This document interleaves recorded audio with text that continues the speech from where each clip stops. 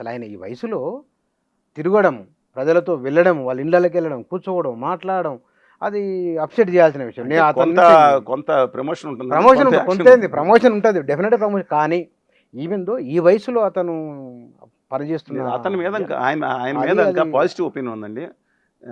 లోకేష్ గారి మీద కానీ కళ్యాణ్ గారి మీద లేకపోయినా ఆయన ఉంటే కొంచెం ఒక నిబ్బరంగా ఉంటుంది. కానీ ఆయన అందుకని అప్రిషియేట్ చేయాలి. Is trying is level best, is having some good.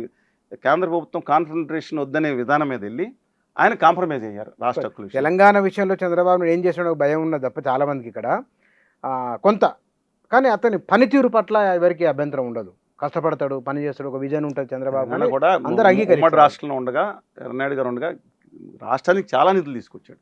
మంత్రివర్గంలో ఒక్క సీట్ తీసుకోలేదు. ఈవెన్ బాలయ్య గారు చనిపోయిన తర్వాత ఆ క్లౌడ్ కేంద్ర మంత్రి వచ్చేవారండి. ఈయన వెళ్తే ఉమ్మడి ఆంధ్రప్రదేశ్ ముఖ్యమంత్రి వెళ్తే అక్కడ కేంద్ర మంత్రి వచ్చి చేసుకున్న ఏర్పాటు చేసిన ఆయన చక్రం మోదీ కంటే సీనియర్ కాదు ఆయన. మోదీ గారు లేరు. మోదీ గారి గురించి మనం మాట్లాడకుండా తక్కువ మాట్లాడకుండా మంచిది. ఆంధ్రప్రదేశ్ తెలంగాణకి చేసినారు. సరే, కమింగ్ బ్యాక్ టు ఆంధ్రప్రదేశ్ విషయంలో హక్కుల విషయంలో మాత్రం కాంప్రమైజ్ అవుతుంటే అనిపిస్తుంది ఆయన. రెండో విషయం ఏంటంటే జగన్మోహన్ రెడ్డి గారు కూడా ఆయన కొంచెం తేరుకుని ఆయన ప్రజల్లోకి వస్తూ ఉన్నారు. కానీ ఏంటంటే బాగా రెస్పాన్స్ బాగున్నట్టుంది. వస్తూ ఉన్నారు. ఆయనకి 30-40% 35% ఓట్లు ఎక్కడికి పోవండి. స్ట్రాంగ్ ఓట్ బ్యాంక్ ఉంది ఆయనకి. సరే, ఆయన వాళ్ళ అధికార హోదా ఇవ్వకపోయినా ఆయన ప్రతిపక్ష నేతే.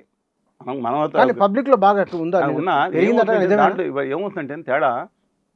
నేను రాజమండ్రి అనేక మీటింగ్కి వెళ్ళినా సరే, మిగతా చోట్లకి వెళ్ళినా ఆయన అంటే మేము మా మీటింగ్లు పెడతాము. ఆయన కింద ఉన్న వాళ్ళ కోసం ఏదైతే రప్ప నరుగుతాం ఎన్నో అలా వస్తున్నప్పుడు ఆయన రాజకీయ నాయకుడి కింద దాన్ని వారించాలి. ఏమో సినిమా అనకూడదు కొన్ని చోట్ల. దీనివల్ల ఏమవుతుందంటే 65% 70% మిడిల్ క్లాస్ పీపుల్ చేరుకున్నారు ఆంధ్రప్రదేశ్. తెలంగాణ కూడా 50% వచ్చారు.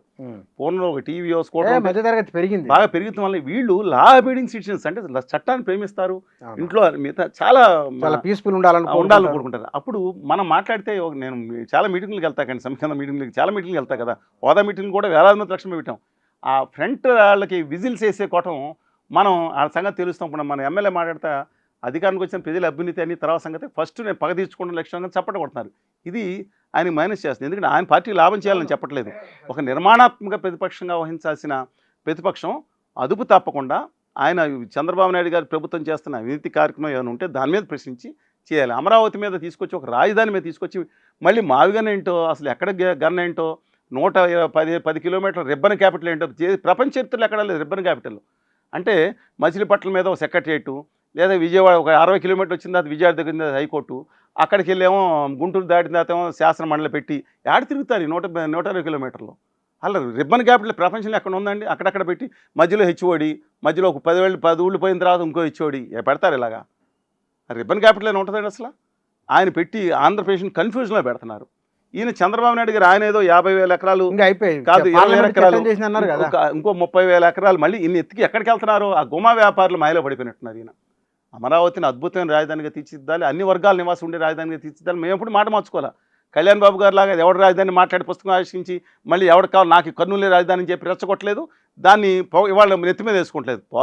అమరావతి అద్భుతంగా హరిత రాజధాని, అన్ని వర్గాలు నివాసం ఉండే రాజధాని అభివృద్ధి చేసి ఇచ్చేప్పటి నుంచి పూర్వం వరకు అభివృద్ధి కిందకని చేయమన్నాం. కానీ అక్కడ ఇవాళ పరిస్థితి చూస్తూ ఉంటే ఫ్లూయిడ్గా ఉందండి. బీజేపీ చేతుల్లో పావులు నడుస్తున్నాయి. ఇవాళ ఉత్తర భారతీయ జనతా పార్టీ చేతుల్లో ఆంధ్రప్రదేశ్ సొంత అస్తిత్వం కంటే గుమా వ్యాపారులు ఎవరో ఆయన అగర్వాల్ గారికి కృష్ణా జిల్లా ఫీల్డ్స్ ఇచ్చేయండి.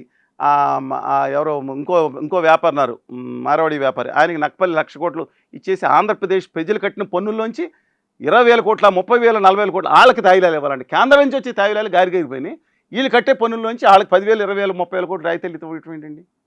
మామూలుగా ఇస్తారు. ఈ దేశంలో ఎవరు ఇవ్వట్లేదు. ఇస్తారు రాష్ట్ర అభివృద్ధి కోసం. దాంట్లో ఉద్యోగాలు ఎవరికి వస్తాయి? సెక్యూరిటీ గార్డ్ డేటా సెంటర్ వస్తుంది 1,00,000 కోట్లు, ఉద్యోగాలు 300 ఉంటాయండి ప్రత్యక్ష ఉద్యోగాలు. అందులో సెక్యూరిటీ గార్డులు ఎక్కువ ఉంటాయండి, మిగతా అనలైజెస్ తక్కువ మంది ఉంటుంది. ఓన్లీ డేటా సెంటర్ ఇది. దాంట్లో రాష్ట్ర ప్రభుత్వం ఎన్ని వేల కోట్లు ఇస్తుంది? ఎంత ఇన్ఫ్రాస్ట్రక్చర్, ఎన్ని ఉద్యోగాలు వస్తాయి? రావటం మంచిది, ఒక పాజిటివ్ ఆస్పెక్ట్. ఆ మ్యాప్లో విశాఖపట్నం వచ్చింది, అంతవరకు అభినందనం. ఈ ఉపాధి కల్పన కూడా చూడాలి కదా.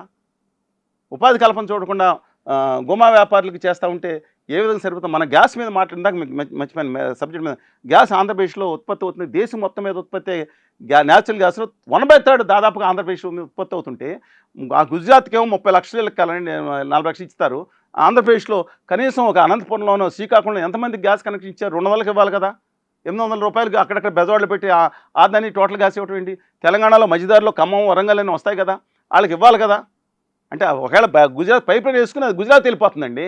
గుజరాత్ తెలంగాణ నుంచి వెళ్తుంది కదా. మా ఆంధ్రప్రదేశ్లో తెలుగు జాతి బిడ్డలకు ఇవ్వాలి కదా. ఆంధ్రప్రదేశ్కి మొత్తం ప్రాధాన్యత ఇచ్చిందా, తర్వాత ఇచ్చిందా, మీద చోట పట్టుకెళ్ళమని 50% గ్యాస్ రాయల్టీ మీద ఎందుకు మాట్లాడలేదు, 50% రాయల్టీ మీద గ్యాస్ ప్రాఫిట్ గ్యాస్ మీద ఎందుకు మాట్లాడలేదు, విశాఖపట్నం స్టీల్ ప్లాంట్ మీద కాంప్రమైజ్ అయ్యారు లేదా, ఏదో ప్యాకేజ్ తీసుకొచ్చి ఈ జేబులో తీసుకొచ్చి ప్యాకేజీ ఈ రోజులో వడ్డీ కేంద్రానికి జామ కట్టేశారు. ఇవాళ ప్రమాదాలు జరుగుతున్నాయి. ఇవి ఏపీలో జరుగుతున్నాయి సార్. పక్కన తమిళనాడులో విజయ్ ఎట్లున్నారు సార్? మీరు ఈ మధ్య వచ్చిన అడ్రస్ ఈ మధ్య లేదు, ఎన్నికల ముందే. మీ ఫ్రెండ్స్ ఉంటారు బాగా ఉంటారు అక్కడ. తెలుగు భాషా సమితులు కూడా ఉన్నాయి. ఏమంటున్నారు అక్కడ వాళ్ళు? అక్కడ ప్రజలు మార్పు ఏ రోజు కూడా ద్రవిడ పార్టీలు వచ్చిందా, ఫస్ట్ నా డిఎంకే ఏడిఎంకే కాక 50 సంవత్సరాలు మొట్టమొదటిసారి వచ్చిన పార్టీ. ఎప్పుడు డిఎంకేనే ఏడిఎంకే టీవీకే.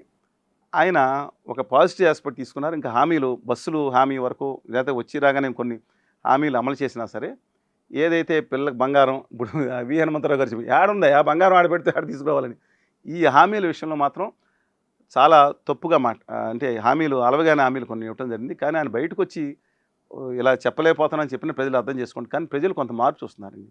కొంత హడావిడి సిటీ బస్సులో ప్రయాణం చేయటం ఇవన్నీ మామూలుగా అయి ఉండొచ్చు కానీ ప్రజలు కొంత మార్పు కోరారు. కొత్త తరం కొంత మార్పు కోరుతున్నారు. సో ఫార్ సో గుడ్ అనే ఫ్యాక్టరీలోనే, అంటే అత్యధిక మన అందరిని వ్యతిరేకించే వాళ్ళు ఉంటారండి. ఎప్పుడైనా సో ఫార్ సో గుడ్ ఒక యువకుడిలా కనపడతాడు. కొంత అతను ఆయన ఏ రోజు ఉన్న మీరు గమనించారా?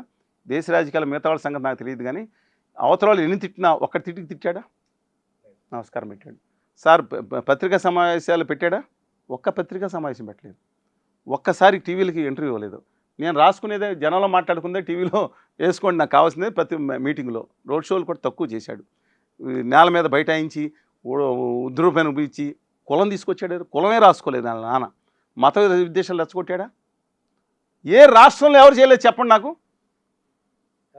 మీరు తెలంగాణ, కర్ణాటక, కేరళ, మన రాష్ట్రాల కన్నా ఆంధ్రప్రదేశ్లో మాట్లాడుకొచ్చి కుల చిచ్చు రెచ్చగొట్టి, మత చిచ్చు రెచ్చగొట్టి, ఉప ప్రాంతీయ విద్వేషాలు రెచ్చగొట్టిన నాట కొత్త మార్పు కాదా నాకు చెప్పండి. మీకున్న ఫీడ్బ్యాక్ బాగుందని definitely so far so good అండి. ఆయన సో ఫార్ అంటే ఓటింగ్ 35-40% రావచ్చు, but so far so good అండి.